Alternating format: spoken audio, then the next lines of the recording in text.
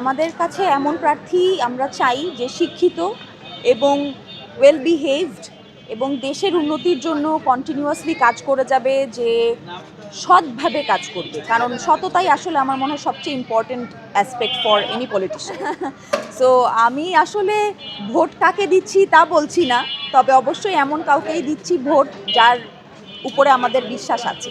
অবশ্যই তরুণ প্রজন্ম, নতুন প্রজন্ম যারা প্রথমবার ভোট দিচ্ছে তারা এমন কাউকেই চাইবে যারা আগের আমাদের যারা প্রার্থী ছিলেন তাদের মতো অন্যায় বা দুর্নীতি করে করে এই পর্যন্ত আসেনি। অবশ্যই এমন কাউকে দেবে যার চিন্তাধারা নতুন এবং চেঞ্জ আনার জন্য, যারা বেটার করার জন্য বাংলাদেশকে কাজ করে। দেশের মানুষ এখন অনেক বেশি সচেতন।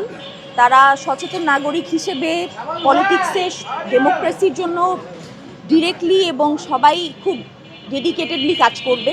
সো সবার একটা জবাবদিহিতাও থাকবে যে আর কি পাওয়ারে আসবে।